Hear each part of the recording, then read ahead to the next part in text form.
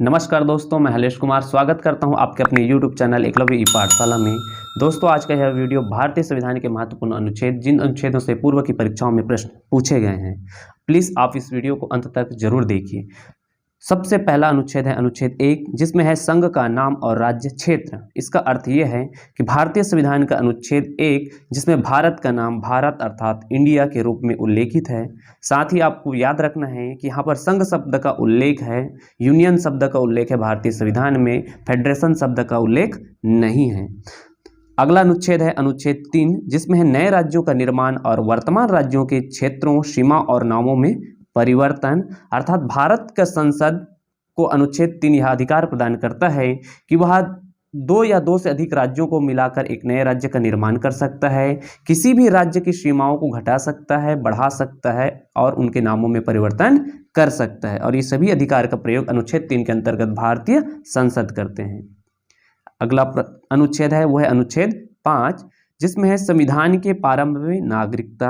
इसका भारतीय संविधान के भाग 2 से संबंध है। इसमें अनुच्छेद 5 से लेकर 11 तक नागरिकता का उल्लेख है। अनुच्छेद 12, जिसमें है राज्य की परिभाषा, अर्थात भारत सरकार और केंद्रीय व्यवस्थापिका मतलब संसद, साथ ही राज्य सरकार और राज्य की व्यवस्थापिका मतलब विधानमंडल, इनसे मिलकर राज्य का निर्माण होगा। यह परिभाषा दिया हुआ है भारतीय संविधान के अनुच्छेद 12 में। अगला महत्वपूर्ण अनुच्छेद है वह अनुच्छेद 13, जिसमें है मूल अधिकारों से असंगत या उनका अल्पीकरण करने वाली विधियां। इसका अर्थ यह है कि भारत की संसद के द्वारा विधि का निर्माण किया जाता है, तो विधियों का निर्माण करते समय संविधान में उल्लेखित प्रमुख प्रावधानों का ही ध्यान रखा जाएगा। यदि संसद के द्वारा विधि निर्माण में उन प्रावधानों का उल्लंघन किया जाता है, तो भारत के सर्वोच्च न्यायालय को यह अधिकार है कि वह मूल अधिकारों से असंगत करने वाली जो विधियां हैं उनको समाप्त कर सके और वहां तक उनको समाप्त कर दे जहां तक उन्होंने मूल अधिकारों का उल्लंघन किया है। अनुच्छेद 14, इसमें है विधि के समक्ष समता। इसका अर्थ ये है कि भारत में कानून के समक्ष सभी समान होंगे। अनुच्छेद 15, धर्म, मूल, वंश, जाति, लिंग या जन्म स्थान के आधार पर भेदभाव का प्रतिषेध।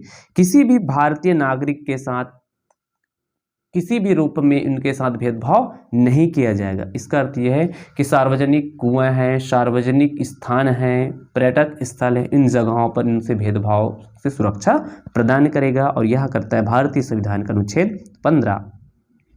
अनुच्छेद 16 में है लोक नियोजन के विषय में अवसर की समानता या समता। इसका अर्थ यह है कि लोक नियोजन की जो व्यवस्थाएं हैं सरकार के द्वारा, जो लोक नियोजन के लिए सभी के लिए एक समान कानून का निर्माण किया जाएगा। सबसे महत्वपूर्ण अनुच्छेद है जो बार बार परीक्षा में पूछा जाता है, वह है अनुच्छेद 17, जिसमें है अस्पृश्यता का अंत। अस्पृश्यता का मतलब है अनटचेबिलिटी। इसका अर्थ है टच ना करना। तो छुआछूत का विरोध के संदर्भ में भारतीय संविधान का अनुच्छेद 17 प्रावधान करता है। आप इस बात का ध्यान रखिएगा कि अस्पृश्यता निवारण अधिनियम 1955 का नाम बदलकर अब सिविल अधिकार संरक्षण अधिनियम 1976 कर दिया गया है। महत्वपूर्ण अनुच्छेद अगला है वो है अनुच्छेद 19, जिसमें है वाक एवं अभिव्यक्ति की स्वतंत्रता। इसके अंतर्गत 6 प्रकार की स्वतंत्रताओं का उल्लेख है, जिसमें व्यक्ति को बिना हथियार के सभा या सम्मेलन करने का है। साथ ही वह क्या कर सकता है, आपस में समूह बना सकता है, आपस में समूह निर्माण के बाद वो क्या कर सकता है, भ्रमण कर सकता है, देश के किसी भी स्थान पर बस सकता है, व्यापार कर सकता है। तो इस प्रकार भारतीय संविधान का अनुच्छेद 19, जिसमें है स्वतंत्रता का अधिकार।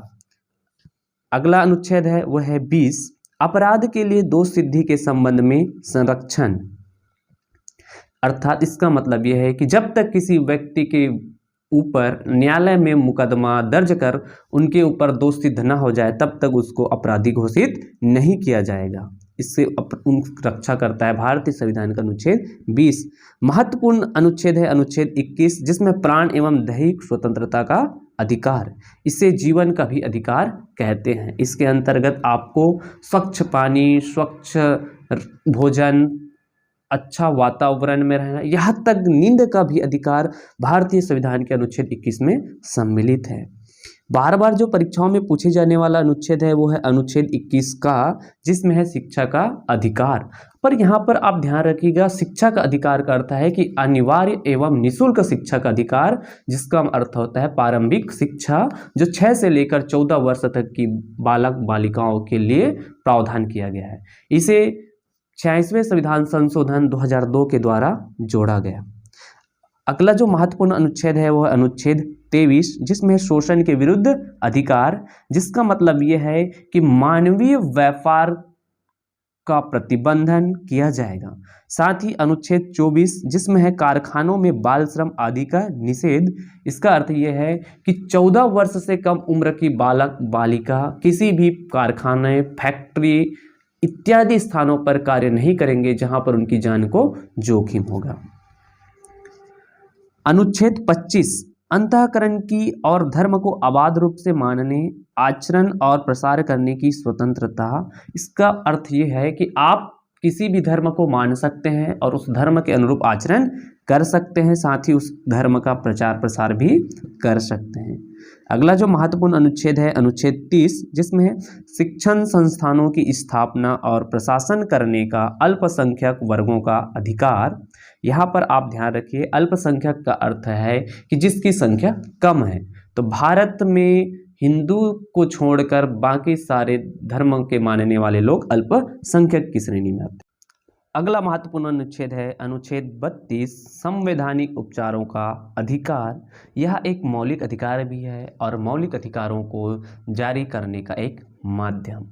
इसके द्वारा भारतीय संविधान में उच्चतम न्यायालय अनुच्छेद 32 के अंतर्गत प्रदत्त अधिकारों का प्रयोग करते हुए 5 प्रकार की रिट जारी करता है, जिसमें है बंदी प्रत्यक्षीकरण, अधिकार परीक्षा, परमादेश, प्रतिषेध और उत्प्रेषण। अनुच्छेद 36, जिसमें है राज्य की परिभाषा। जिस प्रकार भारतीय संविधान के अनुच्छेद 12 में राज्य की परिभाषा दी गई है, वैसा ही राज्य की परिभाषा अनुच्छेद 36 में दिया गया है।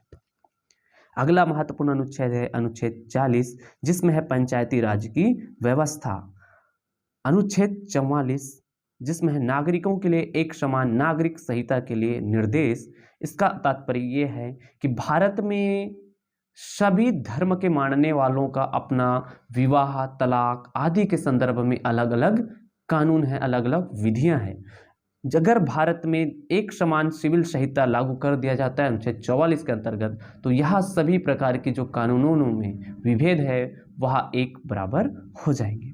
अगला जो महत्वपूर्ण अनुच्छेद है वो है अनुच्छेद 45, जिसमें प्रावधान है 14 वर्ष से कम आयु वाले बालकों के लिए निःशुल्क और अनिवार्य शिक्षा के लिए निर्देश दिया गया है।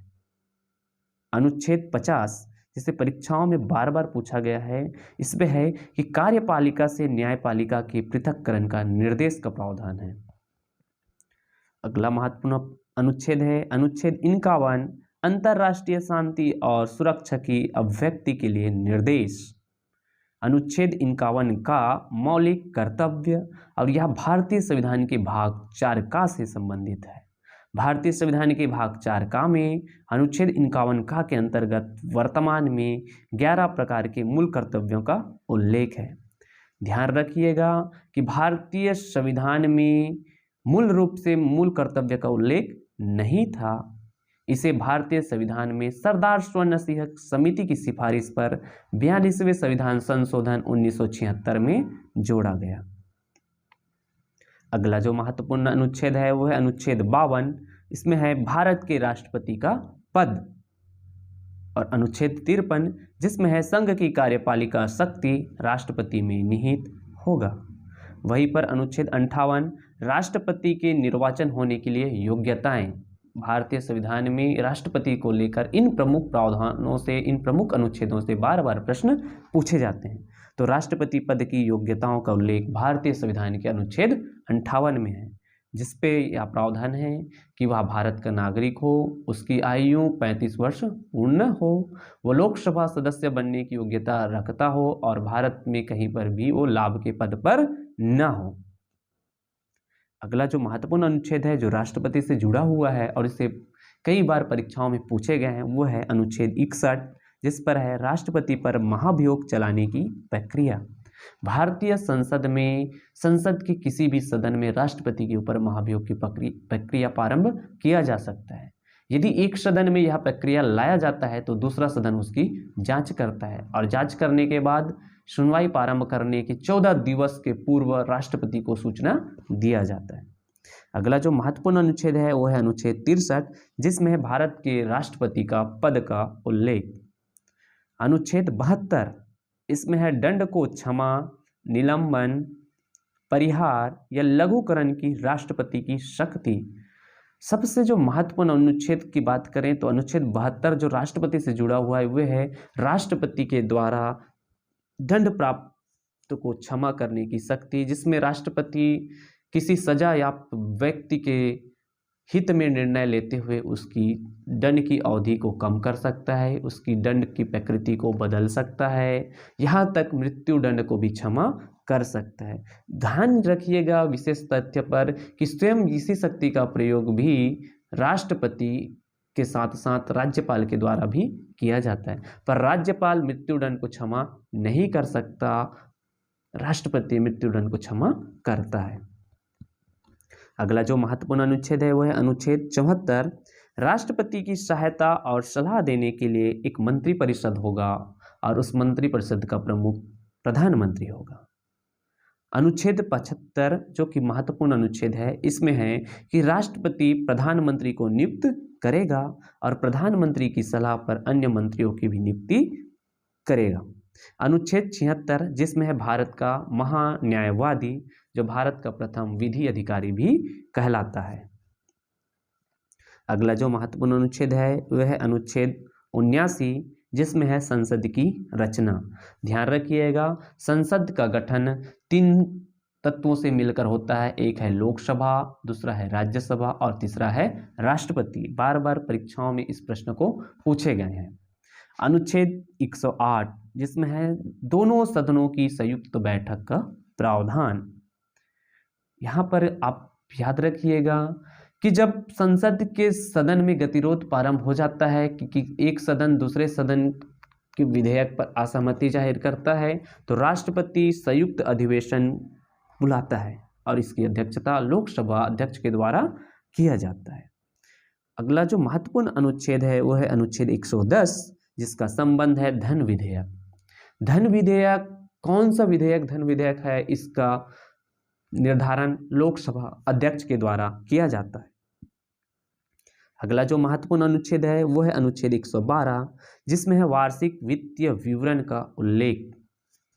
आप इस बात को ध्यान में रखिए कि भारतीय संविधान की में कहीं पर भी बजट शब्द का उल्लेख नहीं है। यह जो अनुच्छेद 112 है जिसमें वार्षिक वित्तीय विवरण का उल्लेख है उसी को बजट कहा जाता है।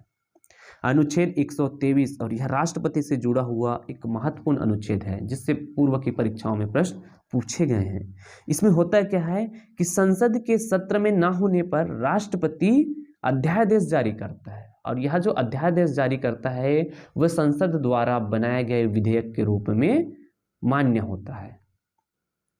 अगला जो महत्वपूर्ण अनुच्छेद है वह है अनुच्छेद 124 जिसमें है उच्चतम न्यायालय की स्थापना और उसका गठन के संबंध में प्रावधान किया गया है। अनुच्छेद 143 इसमें है उच्चतम न्यायालय से परामर्श करने की राष्ट्रपति की शक्ति।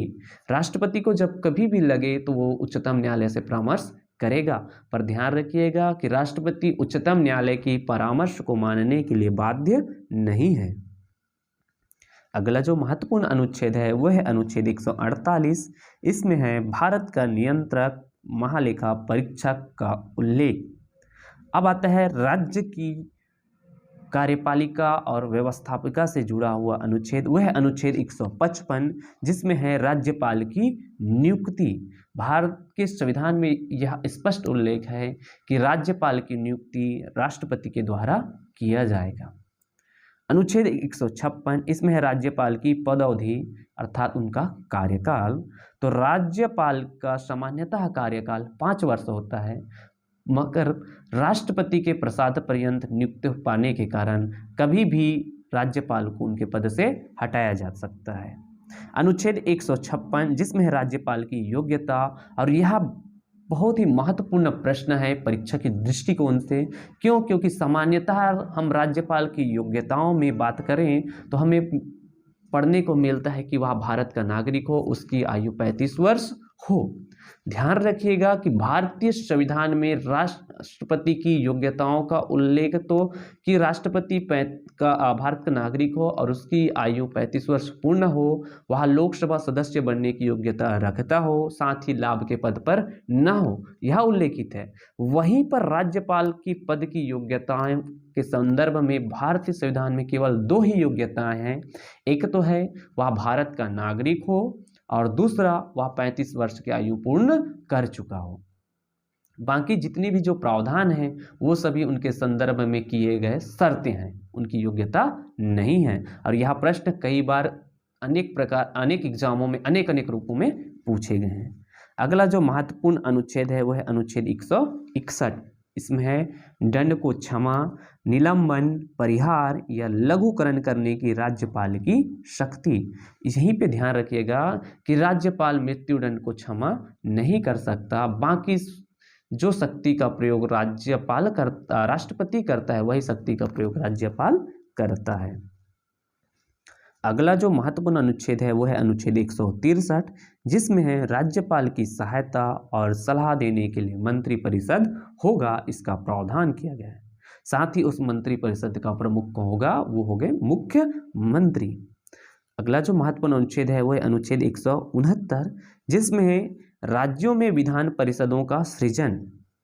सामान्यतः भारतीय संविधान में यह उल्लेखित है कि प्रत्येक राज्यों में 2 सदनीय व्यवस्थापिका होगी, पर भारत में 6 राज्य ऐसे हैं जहां पर 2 सदनीय व्यवस्थापिका पाए जाते हैं। भारत में 28 राज्य और 8 केंद्र शासित प्रदेश वर्तमान में हैं, जिसमें केवल 6 ही राज्यों में द्विसदनीय व्यवस्थापिका है, जहां पर द्वितीय सदन विधान परिषद के रूप में कार्यरत है। अनुच्छेद 200 जिसमें विधेयक पर अनुमति देने की राज्यपाल की शक्ति का उल्लेख है, यह याद रखिएगा, इससे भी परीक्षा में प्रश्न पूछे गए हैं। अगला जो महत्वपूर्ण अनुच्छेद है वो है अनुच्छेद 213। इसमें है विधानमंडल के सत्र में न होने पर राज्यपाल के अध्यादेश जारी करने की शक्ति। जिस प्रकार राष्ट्रपति अनुच्छेद 123 के द्वारा अध्यादेश जारी करता है, वैसा ही राज्यपाल भी अनुच्छेद 213 के द्वारा अध्यादेश जारी करता है। अनुच्छेद 214 इसमें है कि राज्यों के लिए उच्च न्यायालय की स्थापना और गठन के संदर्भ में प्रावधान किए गए हैं। अनुच्छेद 226 इसमें उच्च न्यायालय की रिट निकालने की शक्ति का उल्लेख है। जिस प्रकार भारतीय संविधान में अनुच्छेद 32 के अंतर्गत उच्चतम न्यायालय 5 प्रकार की रिट जारी करता है, वैसा ही अनुच्छेद 226 के अंतर्गत उच्च न्यायालय 5 प्रकार की रिट जारी करते हैं।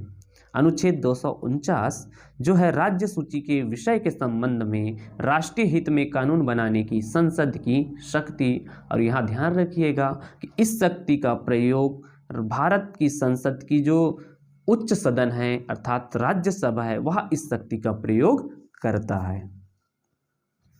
अनुच्छेद 265 इसमें है अंतर्राज्यीय नदियों या नदी घाटियों के जल संबंधी विवादों का न्याय निर्णय के संदर्भ में प्रावधान किया गया है। अनुच्छेद 263 इसमें है अंतर्राज्य परिषद के संबंध में उपबंध। अगला जो महत्वपूर्ण अनुच्छेद है वो है अनुच्छेद 280 जिसमें है वित्त आयोग का गठन के संदर्भ में प्रावधान। परीक्षा में यहाँ से प्रश्न कई बार पूछे गए हैं। आप ध्यान रखिएगा कि यह जो वित्त आयोग है इसका गठन राष्ट्रपति के द्वारा प्रत्येक 5 वर्ष के अंतराल में किया जाता है और आवश्यकता अनुसार 5 वर्ष से पूर्व भी किया जाता है। सबसे जो महत्वपूर्ण अनुच्छेद है वो है अनुच्छेद 300 का, जिसमें है संपत्ति का अधिकार। यह जो संपत्ति का अधिकार है, पहले भारतीय संविधान में जब संविधान लागू हुआ तो 7 प्रकार के मूल अधिकार प्रदान किए गए थे, जिसमें से 7वां अधिकार था वो था संपत्ति का अधिकार। मगर इसे 44वें संविधान संशोधन 1978 के द्वारा मौलिक अधिकारों की श्रेणी से हटाकर अब से विधिक अधिकार अर्थात कानूनी अधिकार के रूप में अनुच्छेद 300 का के तहत शामिल किया गया है। अनुच्छेद 312 जिसमें अखिल भारतीय सेवाओं का उल्लेख। भारत में 3 प्रकार की अखिल भारतीय सेवाएं हैं, आईएएस, आईपीएस और आईएफएस। आईएफएस का अर्थ है वन सेवा। अगला जो महत्वपूर्ण अनुच्छेद है वो अनुच्छेद 315 जिसमें है संघ और राज्यों के लिए लोक सेवा आयोग का प्रावधान। अनुच्छेद 324 जिसमें निर्वाचन आयोग अधीक्षण, निर्देशन और नियंत्रण का निर्वाचन आयोग में निहित होना। यह भारतीय संविधान के अनुच्छेद 15 से संबंधित है, जिसमें अनुच्छेद 324 से लेकर 329 तक निर्वाचन के संदर्भ में प्रावधान किए गए हैं। अनुच्छेद 330 इसमें है लोकसभा में अनुसूचित जातियों, अनुसूचित जनजातियों के लिए स्थानों का आरक्षण। अनुच्छेद 338 राष्ट्रीय अनुसूचित जाति आयोग का उल्लेख अनुच्छेद 338 में है। इस तथ्य को आप ध्यान में रखिएगा। अनुच्छेद 338 का राष्ट्रीय अनुसूचित जनजाति आयोग का उल्लेख। वहीं पर अनुच्छेद 340 जिसमें है पिछड़े वर्गों की दशाओं के अन्वेषण के लिए आयोग की नियुक्ति, अर्थात पिछड़ा वर्ग आयोग की नियुक्ति भारतीय संविधान में अनुच्छेद 340 के अंतर्गत किया जाता है। अनुच्छेद 350 यह एक महत्वपूर्ण अनुच्छेद है जिसमें प्राथमिक स्तर पर मातृभाषा में शिक्षा की सुविधाओं के संदर्भ में निर्देश प्रदान किए गए हैं। अगला जो महत्वपूर्ण अनुच्छेद है वह है अनुच्छेद 352 जिसके अंतर्गत राष्ट्रीय आपातकाल के संदर्भ में प्रावधान किए गए हैं। इसके अंतर्गत 3 प्रकार की राष्ट्रीय आपात की प्रावधान है, जिसमें पहला है अनुच्छेद 352 जिसे कहा जाता है राष्ट्रीय आपात। आज तक वर्तमान में केवल 3 बार ही राष्ट्रीय आपातकाल लगाया गया है, जो एक तो पहला था सन 1962 में, दूसरा था 1971 में और तीसरा था 1975 में। अगला जो राष्ट्रीय आपात है वह अनुच्छेद 356 जिसमें है राष्ट्रपति शासन, और तीसरा है अनुच्छेद 360 जिसमें है वित्तीय आपातकाल का प्रावधान। भारत में आज वर्तमान तक एक भी बार वित्तीय आपातकाल नहीं लगाया गया है। अगला जो महत्वपूर्ण अनुच्छेद है वह है अनुच्छेद 356 जिसमें है राज्यों में संवैधानिक तंत्र के विफल हो जाने की दशा में राष्ट्रपति शासन। फिर है अनुच्छेद 360 जो था वित्तीय आपातकाल।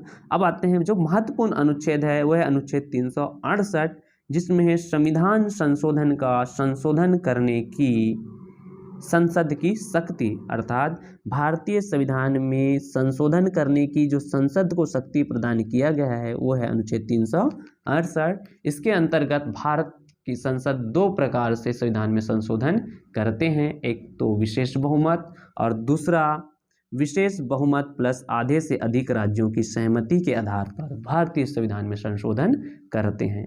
तो दोस्तों ये था भारतीय संविधान की महत्वपूर्ण अनुच्छेदों से जो पूर्व की परीक्षाओं में पूछे गए हैं उन्हीं प्रश्नों का महत्वपूर्ण संग्रह।